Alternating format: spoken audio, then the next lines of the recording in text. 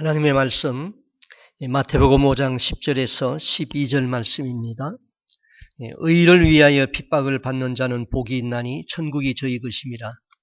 나를 인하여 너희를 욕하고 핍박하고 거짓으로 너희를 거스려 모든 악한 말을 할 때에는 너희에게 복이 있나니 기뻐하고 즐거워하라. 하늘에서 너희의 상이 큼이라. 너희 전에 있던 선지자들을 이같이 핍박하였느니라. 아멘. 예수님이 산상보훈 말씀 중에서 의를 위하여 핍박을 받는 자는 복이 있다 했습니다. 오늘 우리는 평화의 시대를 살아가고 있습니다. 예수 믿는다는 이유 때문에 핍박받는 일이 없습니다. 오히려 예수 믿기 때문에 영광스러울 때가 많습니다. 특히 미국에 사는 우리는 예수 믿기 때문에 핍박을 받는 것이 아니라 특혜를 누립니다. 그러나 곧 환란이 다가오고 있는 시간입니다. 예수님은 말씀하시기를 그 환란의 날을 감하지 아니하면 구원받을 자가 없다고 했습니다. 환란과 핍박을 이기지 못하고 예수를 붙잡지 못하면 구원받을 수 없고 마지막 지옥 판결을 면할 수가 없는 것입니다. 그러므로 지금은 근신하고 깨어서 기도할 때인 것입니다. 그러면 핍박이 무엇입니까? 예수님은 우리가 핍박을 받으면 복이 있다, 기뻐하고 즐거워하라, 하늘에서 너희 상이 크다 했습니다. 그리스도인들이 핍박에 대하여서 오해하고 있는 분들이 있습니다. 먼저는 예수 믿으면서 성격이 비뚤어져서 남들로부터 비난받는 것은 예수 믿기 때문에 받는 핍박이 아닙니다. 사람이 갖는 성격의 결함은 예수 믿는다고 쉽게 고쳐지지 않습니다. 성격은 태어날 때부터 부모로부터 타고납니다. 또 어려서부터 비뚤어지게 형성된 습관이 있습니다. 이런 것은 예수 믿는다고 즉시 고쳐지지 않는 것입니다. 비뚤어진 성격, 잘못된 습관, 이것 때문에 자신도 괴롭고 다른 사람에게까지 상처와 고통을 줍니다. 이런 성격 때문에 다른 사람과 부딪히고 또 자기가 상처를 받을 수도 있습니다. 말을 신경질적으로 해서 내가 행동을 지혜 있게 하지 못해서 내가 미련하고 어리석어서 내 입을 관리하지 못해서 욕을 얻어먹습니다. 그것은 예수님 때문에 핍박받는 것이 아닙니다.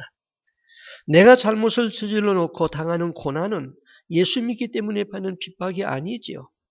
베드로전서 4장 14절에 너희 중에 누구든지 살인이나 도적질이나 악행이나 남의 일을 간섭하는 자로 고난을 받지 말라. 우리 중에 살인하고 도둑질하고 악행하는 자는 없겠지요.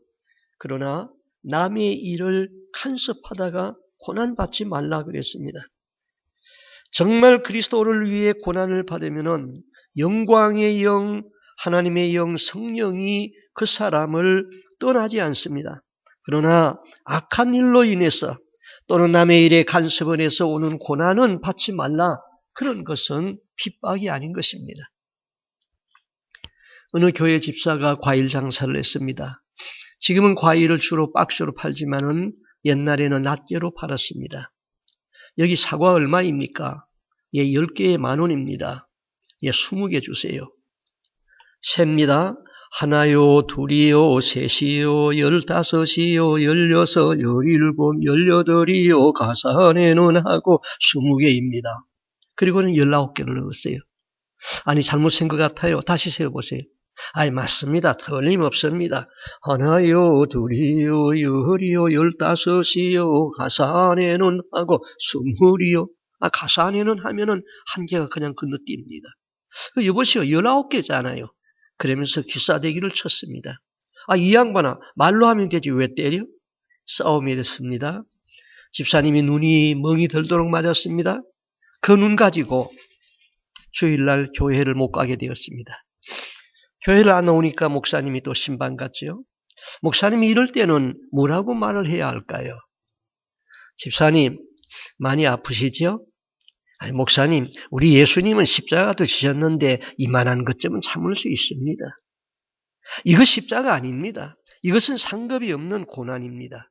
자기가 잘못해서 매맞고 핍박이라고 하면 안 됩니다. 그런 것은 십자가가 아닙니다. 우리가 예수를 바로 믿으면 의가 나타납니다. 빛이 나타나게 되어 있습니다. 빛이 어두움에 비치면은 어두움에 있는 사람은 행위가 빛 앞에서 노출됩니다. 그러므로 어두움에 있는 사람은 빛의 사람을 싫어합니다. 자기의 어두움이 노출되는 것이 싫고 두려워서 의의 사람을 매도하고 죽이려고 합니다. 예수님이 그래서 고난을 받았습니다. 선지자들이 그래서 고난을 받았습니다. 너희가 의 때문에 고난을 받느냐? 그러면 너희에게 복이 있다. 하늘에서 너희 상급이 크다. 또 디모데후서 3장 12절에는 무릇 그리스도 예수 안에서 경건하게 살고자 하는 자는 핍박을 받으리라. 또 교회에서는 어떤 사람들에게 핍박을 받습니까? 경건의 모양은 있으나 경건의 능력이 없는 사람이 경건하게 사는 사람을 핍박을 합니다. 나는 열심히 기도하는데 기도하지 않는 사람이 기도하는 사람을 핍박합니다. 왜 방언으로 기도하느냐? 왜 새벽마다 우느냐? 이런 사람들은 경건의 모양은 있으나 경건의 능력을 부인하는 사람들입니다. 디모데후서 3장 1절 이하의 말씀입니다. 네가 죄를 중히 지고, 이거 해결가 없다는 것이죠. 여러 가지 욕심에 끌린 바 되어 욕심을 내려놓지 않고 있습니다. 항상 배우나 그런데도 배운대요. 마침내 결국은 진리의 지식에 이를 수 없느니라.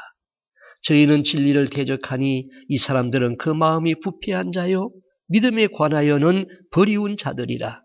무릇 그리스도 예수 안에서 경건하게 살고자 하는 자는 핍박을 받으니라. 독일 나치당 시절에 보네프라는 젊은 목사는 히틀러에 항거했다는 이유로 1945년에 4월에 채용되었습니다. 보네프는 제자도의 희생이라는 책을 썼습니다. 그 책에서 이렇게 말했습니다. 고난은 진정한 그리스도인의 배지이다. 고난은 그리스도인에게 밀착되는 것이요. 그러므로 그리스도인이 고난당하도록 부르심을 받은 것은 조금도 놀라운 일이 아니라 고난은 기쁨이요 은총의 표시이다. 자, 우리가 바로 살려고 하면은 고난이 있습니다. 기독교가 희생의 종교요 십자가의 종교이기 때문입니다. 빌립보서 1장 29절 그리스도를 위하여 너희에게 은혜를 주신 것은 다만 그를 믿을 뿐 아니라 또한 그를 위하여 고난도 받게 하려 하심이니라. 우리에게 은혜를 주시는 것은 고난도 받게 하려 하심이니라. 하나님이 우리에게 은혜를 베푸십니다. 또 그리스도를 위한 고난도 받게 하십니다. 왜 그럴까요? 영원한 하늘에서 상급을 받게 하기 위해서입니다. 이 세상은 잠깐입니다. 내세는 영원합니다. 이 세상의 것은 썩어지는 것입니다. 하늘의 것은 썩어지지 않고 영존하는 것입니다. 하늘에서 받을 상급을 위해서 고난도 주신다는 것입니다. 성경의 위대한 인물들을 보세요. 모두 다 한결같이 고난을 받았습니다. 아벨은 그의 형제 가인에게 고난을 받았습니다. 다윗은 사울에게 고난을 받았습니다. 예레미야는 자기 민족에서 고난을 받았습니다. 엘리야는 이세벨에게 고난을 받았습니다. 사도 바울은 유대인에게 고난을 받았습니다. 교회사에 나타난 모든 사람들은 다 그리스도를 위하여 핍박을 받았고 고난을 당하였고 마지막 목숨까지 순교제단에 바쳤습니다. 우리나라에서 주기철 목사 같은 분, 손양은 목사 같은 분은 순교의 제물이 되었습니다. 한국교회 박해사를 연구하면은 우리 가슴을 뜨겁게 하는 감동적인 일들이 많습니다. 눈물 없이 들을 수 없는 사례들이 많습니다. 일본이 한국을 강점해서 우리 말을 뺏고 글을 뺏고 이름을 뺏고 성씨까지 빼앗았습니다. 그리고 한국의 정신까지 말살하고 일본화하려고 했습니다. 교회에 대해서는 신사참배를 강요했습니다. 일본 천황을 신으로 숭배하도록 했습니다. 그러므로 천황 폐하의 위패를 모신 곳에 가서 그 앞에 머리를 숙여 경배하도록 하였습니다. 이것은 십계명 제1계명과 제2계명의 정면으로 위배되는 것이었습니다. 내 앞에서 다른 신을 섬기지 말라. 우상을 만들거나 우상에게 절하지 말라. 여러분, 죽은 자의 사진 앞에서 머리 숙이지 마십시오. 그것이 우상 숭배의 죄인 것입니다. 일본은 당시 기독교 학교인 숭실전문학교와 숭실중학교를 폐교시켰습니다. 교계에도 압력을 가해서 신사참배는 종교의식이 아니고 국가의식이라고 합리화해서 예수교 총회에서 가결하도록 압력을 가했습니다. 이에 먼저 천주교가 넘어갔습니다. 다음은 안식교, 성결교, 감리교가 넘어갔습니다. 최후의 보루로 장로교가 남았습니다.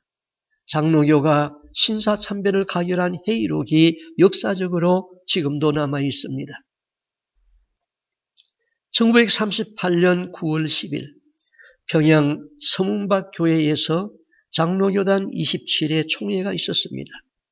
그때는 조선예수교 장로회 하나만 있을 때입니다. 일본 경찰은 이 총회에서 누가 무슨 발언을 하고 누가 동의하고 제청하는 것은 사전에 다 각본을 짜게 했습니다. 신사참배를 강력히 반대하는 목사들은 사전에 다 잡아다가 감옥에 가두어 두어서 회의에 참석을 못하게 했습니다. 그래서 주기철 목사님 같은 분은 감옥에 갇혔습니다. 일본 경찰은 평양노회장, 평서노회장, 안주노회장을 불러서 사전 각본을 짜고 각본대로 하도록 지시했습니다. 그날 총회 장소에서 목사 총대 88명, 장로 총대 88명, 선교사 30명, 206명의 대의원이 참석했습니다. 그리고 교회당 안팎에는 일본 사법경관 수백 명이 포위를 했습니다.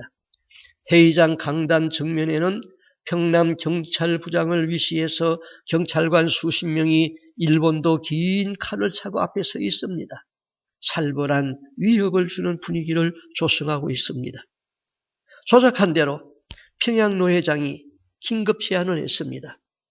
신사참배는 종교의식이 아니고 국가의식이므로 종교인들은 솔선수범 이행하도록 할 것입니다. 평서노회장이 동의요 했습니다. 안준노회장이 제청이요 했습니다. 신임 총회장 홍택기 목사는 떨리는 음성으로 가하면 이해하십시오 했습니다. 10여 명의 총대가 기어들어가는 목소리로 이해했습니다. 나머지는 침묵했습니다.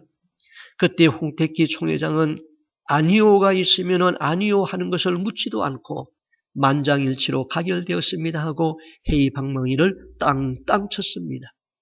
이때 박유랑 선교사가 불법이요 하고 일어섰습니다.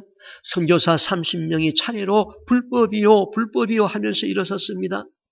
봉천로의 한부선 선교사는 무술경관을 뿌리치고 불법을 항의하다가 축출당했습니다.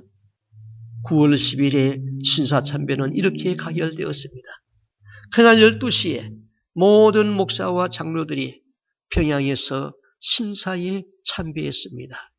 목사들이 도매금으로 바알에게 무릎을 꿇었던 것입니다.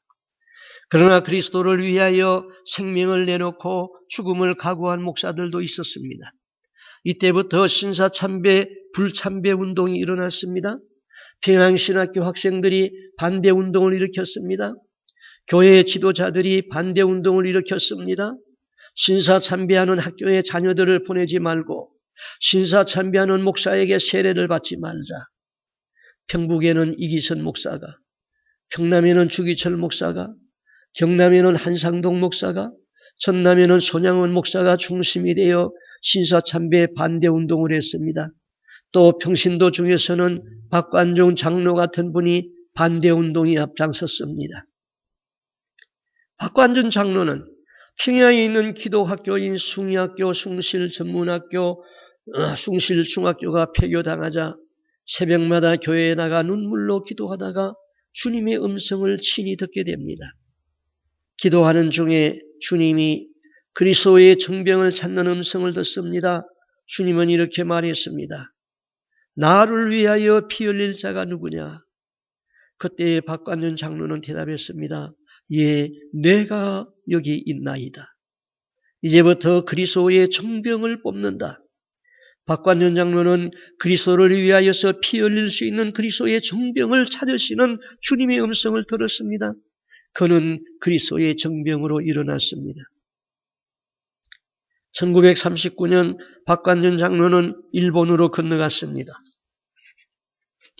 그의 아들 박영청 목사와 죽으면 죽으리라라는 책의 주인공 안희숙 여사의 도움을 받아 74에 일본 제국의회에 들어갔습니다. 그 의회에는 새로운 종교법안이 상정되고 있었습니다. 박관준 장로는 이천 방청석에서 그 아들 박영청 목사와 안희숙 여사와 함께 앉아있다가 일어나면서 여호와 하나님의 명령이요 하면서 진정서를 단상에 던졌습니다. 그는 즉시 체포되었고 감옥으로 보내졌습니다. 한 달 동안 일본 감옥에 있다가 풀려났습니다. 그는 이렇게 말했습니다. 우리 세 사람이 주를 위하여 죽으려고 하여도 죽음이 피하니 할 수 없구나. 그는 더 적극적으로 신사참배 불참 운동을 주도했습니다. 주기철 목사는 어떠했습니까? 여러분 책 중에 순교자 주기철 책을 읽어보세요.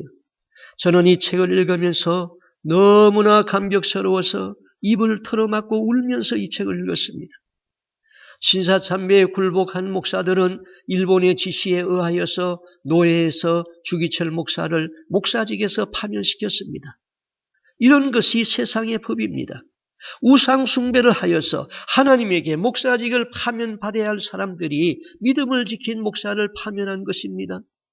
노예에서는 주목사를 파면시키고 가족을 추운 겨울에 산정은 교회 사택에서 쫓아냈습니다.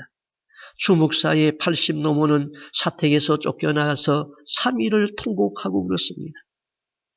세상적으로 볼 때 순교는 실패의 절정입니다. 순교는 예수를 믿고 하나님에게 헌신한 모든 것에 대한 보상을 이 땅에서 받지 못하고 끝나버리는 현장입니다. 그러나 기독교는 순교를 최고의 신앙의 경지로 봅니다. 순교는 자기를 부인하고 나를 쫓으라는 예수의 가르침의 절정입니다. 순교자는 모진 고통으로 죽으면서도 십자가에서 자기 목숨을 내어주신 예수님을 배반하지 않습니다. 주기철 목사는 일제강압시대의 신사참배를 거절한다는 제목으로 감옥으로 끌려갔습니다. 일본 형사에게 가전 고문을 당한 뒤 7개월 만에 잠시 석방되었습니다. 주일 예배 시간이 되자 주목사가 심우하던 평양 산정은 교회에는 2천여 명의 성도들이 모였습니다. 주목사는 여기서 5가지 종목의 나의 기도라는 제목으로 설교를 하였는데 그 설교가 마지막 설교가 되었고 그 설교가 지금도 문서로 남아 있습니다. 그 설교 요지를 제가 읽어드리겠습니다. 첫 번째, 저의 기도는 죽음의 권세를 이기게 하여 주옵소서입니다. 저는 바야흐로 죽음에 직면하여 있습니다. 내 목숨을 빼앗으려는 검은 손은 시시각각으로 다가오고 있습니다. 그 죽음을 앞에 두고 저는 주님 사망 권세를 이기게 하여 주옵소서 하고 기도하지 아니할 수 없습니다. 소나무는 죽기 전에 찍어야 시푸르고 백합화는 시들기 전에 떨어져야 향기롭습니다.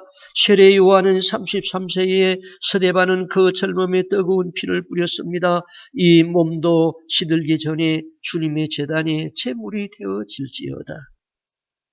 두 번째 기원은 장기간의 고난을 견디게 하여 주시옵소서입니다. 단번에 겪는 고난은 쉬우나 오래 끄는 장기간의 고난은 참기가 힘이 듭니다. 칼로 베고 불로 지지는 고문이라도 한두 번에 죽어진다면 그래도 이길 수 있으나 한 달, 2달, 1년 계속되는 고난은 견디기가 어렵습니다. 주여 장기간의 고난도 견딜 수 있는 힘을 주옵소서. 세 번째, 노모와 처자와 교우를 주님께 부탁하는 기도입니다. 나에게는 팔순을 바라보는 어머님이 계시고 병든 아내와 어린 자식들이 있습니다. 어머님이 낳아주신 이 몸이 남의 발길에 차이고 매를 맞아 살이 찢어지고 뼈가 상할 때에 어머님의 가슴이 얼마나 아프실고 저의 아내는 병약한 사람으로 일생을 저에게 바쳤거늘 저는 남편 된 의무를 다하지 못합니다. 병약한 아내를 두고 잡혀다니는 이 마음 또한 애절하기 그지없습니다. 저에게는 아직 장성하지 아니한 자식이 넷이나 있습니다. 아비가 있어 키우고 가르칠 일이 태산 같은데 그들이 아비를 잃으면 어디를 어떻게 헤매며 어떤 길을 갈는지 두렵습니다. 늙으신 어머님, 병든 아내, 어린 자식들, 불안해하는 양떼를 선한 목자 되시는 주님께 맡겨 드립니다. 네 번째, 의에 살고 의에 죽게 하여 주옵소서. 못합니다. 그리스도의 신부가 다른 신에게 정절을 이룰 수는 없습니다. 내가 목사가 되어 영광을 받다가 하나님의 계명이 깨어지고 예수의 이름이 땅에 떨어지게 된 오늘 이 몸이 어찌 구구도생 죽음을 피하려 하겠습니까? 아, 내 주 예수의 이름이 땅에 떨어지는구나. 평양아 예의동방 예루살렘아, 영광이 너에게서 떠나는도다. 모란봉아 통곡하라. 대동강아 천백세에 흘러가며 나와 함께 울자. 드리리이다. 이 목숨이나 주님께 드리이다. 칼날이 나를 기다리느냐? 나는 저 칼날을 향하여 나아가리. 누가 그리스도의 사랑에서 우리를 끊으리요? 환난이나 곤고나 핍박이나 기근이나 적신이나 위험이나 칼이냐? 이 몸이 죽고 100번 고쳐 죽어도 주님 향한 대의 정절을 변치 아니하오리다. 다섯 번째, 내 영혼을 주님께 부탁합니다. 오 주님, 십자가를 붙들고 쓰러질 때에 내 영혼을 받아 주시옵소서. 순교의 제물이 되기를 각오하고 설교한 그날의 예배는 눈물바다를 이루었습니다. 3개 경찰서에서 파송받아 그 예배를 감시하러 나왔던 일본의 앞잡이 조선의 형사들까지도 눈물을 흘렸습니다. 주기철 목사는 이 설교를 하고 나흘 만에 다시 일본 형사에게 끌려갔고 모진 고문을 겪고 해방되기 1년 전에 순교하였습니다. 주 목사님이 고난을 받는 장면 한 대목이 있습니다. 일본 형사가 판자의 못을 박아놓고 그 위를 걸으라고 합니다. 주 목사님은 무서워서 못 박는 것이 아니라 예수님을 생각하며 힘껏 밟았습니다. 못이 발등위로 올라옵니다. 다음 발을 밟습니다. 이쪽 발이 빠지지 않습니다. 힘겹게 빼면서 또다시 밟습니다. 온몸에 전율이 흐르면서 비틀비틀합니다.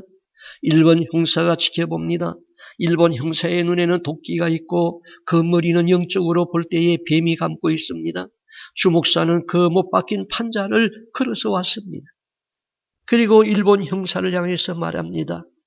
다시 건너가랴. 그만두라. 이때 하늘에서는 예수님이 손을 쥐고 그를 지켜봅니다. 두 천사가 주 목사님 양쪽 어깨를 잡아줍니다.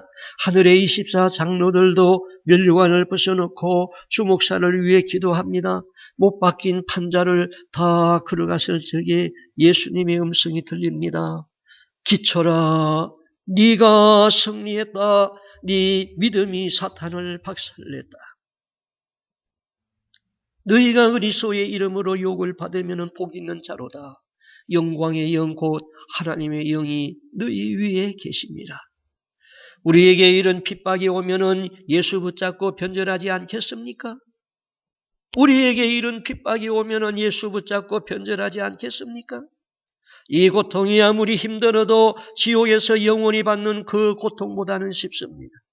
마지막 환난에서 변절하면은 죽어 지옥입니다. 핍박을 이기면은 천국 영생이고 면류관입니다. 지금 평화의 시절에 우리 믿음 하나 똑바로 지키지 못한다면 어떻게 환난 때에 믿음을 지킬 수 있겠습니까?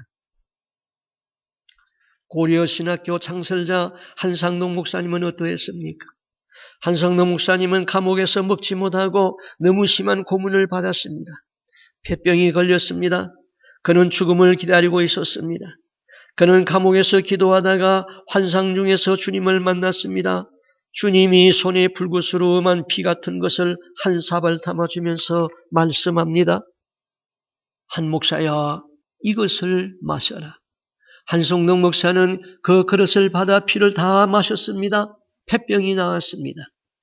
1945년 8월 17일 사형이 확정되었습니다. 그런데 8월 15일 해방을 맞아 8월 16일 감옥에서 추록했습니다. 이분이 강대상에 올라가면은 교회 처음 나온 사람도 한 목사는 한 번도 본 일이 없는 사람이 그 모습만 보고도 꼬꾸라져 회개하며 울었다고 합니다. 한국 교회는 대동강에서 성경을 뿌리다 죽은 토마스 선교사로부터 피를 흘려서 피의 재단으로 지금까지 왔습니다. 그런데 지금 교회가 고난의 신앙을 거부하고 예수 믿고 복받는 번영의 신학, 기복신앙으로 변질되고 있습니다. 교회마다 회개를 외치는 강단이 없습니다. 교회 나오면서 회개하지 못하면 지옥에 떨어지는 성도들을 보고 예수님이 피눈물을 흘리십니다. 지금 교회 안에 교권과 명예욕과 이권에 목사와 장로와 성도들이 눈이 멀었습니다. 예수님의 이름으로 영광을 받으려는 사람은 많으나 예수님을 위해서 고난을 받고 십자가를 지려는 사람은 적습니다. 우리는 순교자들이 세워놓은 신앙의 터 위에 내 신앙을 바로 세워야 할 것입니다. 내가 신앙에 바로 서서 바로 살려고 하면은 핍박을 받습니다. 마음으로 핍박을 받습니다. 미움을 받습니다. 말에 핍박을 받습니다. 비방을 당하고 욕을 먹습니다. 행동에 핍박을 받습니다. 사회로부터 냉대를 받고 추방을 받습니다. 회사에서 쫓겨날 수도 있습니다. 목숨의 위협을 받습니다. 목베임 당하고 불에 던져지고 맹수에게 던져지기도 했습니다. 성도가 신실히 살고자 할 때에 누구에 의하여서 이런 핍박을 받습니까? 첫째는 불신자에게 받습니다. 내 가족이 불신자이면 가족으로부터도 미움을 받고 우격다짐을 받고 이혼을 당하기도 합니다. 두 번째는 형식적인 신자로부터 신실한 신자들이 고난을 받습니다. 일제시대 때의 형식적인 신자들이 앞장서서 신사참배에 반대하는 성도들을 찾아내어 고발했습니다. 지금도 바로 살려고 할 때에 교회 안의 형식적인 신자 때문에 적당하게 예수 믿고 편안하게 안일하게 신앙생활을 하려는 신자들 때문에 신실한 성도들이 괴로움을 당합니다. 내게 아무런 고난과 희생이 없는데 좁은 길로 가라는 예수님의 말씀을 지키지 못하고 편하게 예수 믿고 쉽게 예수 믿고 넓은 길로 가는데 과연 자기 십자가를 지고 예수님을 따르는 것입니까? 예수님을 따르다가 뭔가를 잃고 손해난 것이 있습니까? 예수님 때문에 휴가를 반납한 적이 있습니까? 예수님을 따르기 위해서 성진을 포기한 적이 있습니까? 사형수를 말할 때에 걷고 말하고 있으나 죽은 사람이라고 부릅니다. 십자가를 지고 가는 제자들에게 딱 맞는 표현입니다. 마태는 에디오피아에서 칼에 맞아 죽었습니다. 마가는 이집트에서 말의 진리를 끌려다니다가 숨이 끊어졌습니다. 누가는 그리스에서 교수형을 당했습니다. 베드로는 십자가에서 거꾸로 매달려 죽습니다. 도마는 인도에서 창에 맞아 죽었습니다. 야고보는 예루살렘에서 참수형을 당했습니다. 오늘날 교회는 구원만을 선전하고 자기를 부인하는 메시지는 없습니다. 용서라는 말은 가끔 하지만은 회개하라는 메시지는 없습니다. 삶에 관한 이야기는 하지만은 예수님을 위하여서 죽음에 관하여서는 말하지 않습니다. 네가 그리스도와 함께 십자가에 못 박히었느냐? 십자가에 못 박힌 사람은 특징이 있습니다. 죽은 사람은 남들의 이목에 별로 신경 쓰지 않습니다. 죽은 사람은 멋진 옷에 관심이 없습니다. 죽은 사람은 은행 계좌에 돈이 얼마나 있는지 관심이 없습니다. 죽은 사람은 성진에 연연하지 않습니다. 죽은 사람은 삶에 연연하지 않습니다. 예수님은 자기 십자가를 지고 나를 따르라 하십니다. 그런데 그 앞에 말이 더 중요합니다. 날마다입니다. 날마다 자기 십자가를 지고 가야 합니다. 날마다 자신에 대하여 죽고 그리스도를 위하여 살겠노라고 결심하여야 됩니다. 히브리서 기자는 우리를 격려하고 있지요. 어떤 이들은 악청을 받되 구차히 면하지 아니하였으며 또 어떤 이들은 희롱을 당하고 채찍질 뿐만 아니라 결박과 옥에 갇히는 시험도 받고 돌로 치는 것과 톱으로 켜는 것과 칼에 죽는 것을 당하고 입을 것이 없어 양과 염소의 가죽을 입고 유리하며 궁핍과 환난과 학대를 받았으나 이 사람들은 다 믿음으로 버티었다. 땅에서는 상급을 받지 못하였으니 하늘의 상급을 믿고 그 상급을 받았다. 이런 사람은 세상이 감당치 못할 사람이로다. 오늘 평화시대를 사는 우리들, 그리스도를 위하여서 핍박받기를 거절합니다. 여러분, 안일하게 살고 형식적인 신자로 종교놀이 하다가 내 일생을 끝내겠습니까? 깨끗하게 씻음받은 마음의 그릇에 오직 예수를 품으세요. 오직 천국을 사모하세요. 오직 성령 충만을 구하세요. 오직 하나님의 의를 추구하며 달려가세요. 좁은 길을 택하세요. 그리스도를 위한 핍박의 신앙의 절개를 지킵시다. 성경대로 예수 믿고 성경대로 살다가 성경대로 죽읍시다. 그리스도의 고난의 정인으로 살읍시다. 이 한 몸을 던져 그리스도를 위해 헌신해 삽시다. 짧은 생애를 믿음과 헌신에 던져 영원한 천국의 영광을 상급으로 받으시기를 바랍니다. 기도드리겠습니다. 우리 하나님 아버지, 예수 그리스도의 구속의 은혜를 받고 주님이 십자가에서 우리를 위하여 피 흘려 주셨기 때문에 우리는 구원의 반열에 있습니다. 하나님, 우리에게 지금 무서운 환난이 다가오고 있는 이 조용한 시간에 지금은 경성하여 깨어서 자기의 신앙을 무장해야 할 때가 되었습니다. 그 많은 환난을 감하지 아니하면은, 그날을 감하지 아니하면은 구원받을 자가 없다고 하여 주신 주님, 우리로 하여금 어떤 환난, 어떤 핍박 앞에서도 굴하지 아니하고 일사각오의 신앙의 정신으로 우리 선배들의 믿음의 신앙들의 선배들이 걸어간 그 길을 우리도 걷게 하여 주시옵소서. 날마다 오직 예수를 품고 오직 천국을 사모하며 성령의 충만을 구하며 하나님의 의를 추구하며 좁은 길을 걸어가게 하여 주시옵소서. 하나님, 일사각오의 정신으로 순교신앙을 갖게 하여 주옵소서.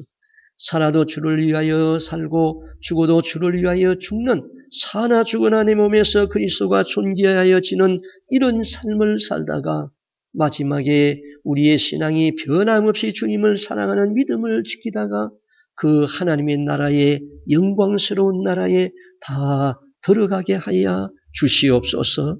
이 모든 말씀 존귀하신 예수님 이름으로 기도드리옵나이다. 아멘.